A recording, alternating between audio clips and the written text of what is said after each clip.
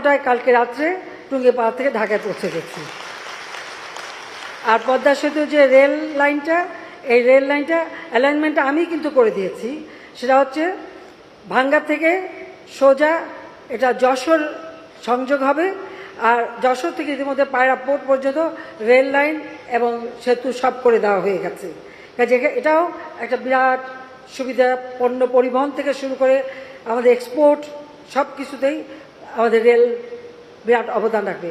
কাজে যারা বলে এই রেলের কী দরকার ছিল, তো কী দরকার ছিল ওদের, আমার মনে এদের একটু ছবি টবি তুলে রেখে তারপর মেট্রো রেলে চললো কি না, টানেলে গেল কি না, এক্সপ্রেসওয়েতে উঠলো কি না, বা এই সুবিধাগুলি নিচ্ছে কিনা একটু দেখা দরকার, সেটাই আমি বলবো। যাই হোক, ঠিক আছে, এটা হচ্ছে একটা মানুষের একটা বোধহয় প্রবৃত্তি থাকে, যা কিছু দেখুক সেটাই ভালো লাগে না। তো এই ভালো না লাগাগুলো কী বললো না বললো তাতে কিছু আসা যায় না। আমার দেশের সাধারণ মানুষ ভালো আছে কিনা, তাদের উন্নতি হচ্ছে কিনা, তাদের ভাগ্য পরিবর্তন হচ্ছে কিনা, সেখানেই আমার মাথা ব্যথা, সেটাই আমি দেখতে চাই।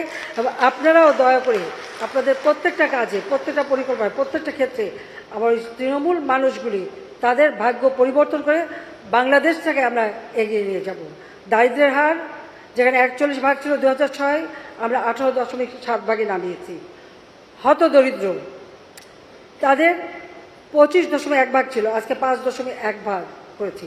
আমি ধন্যবাদ জানাই আমাদের সেই প্রত্যেকটা উপজেলায় এবং ইউনিয়ন পর্যায়ে পর্যন্ত আমাদের যারা প্রকৌশলী, যারা কাজে সংযুক্ত ছিলেন, আমি যখন বিনা পয়সায় মানুষকে ঘর করে দিচ্ছি এবং সেই ঘরগুলি নির্মাণে সকলের আন্তরিকতা আমি দেখেছি।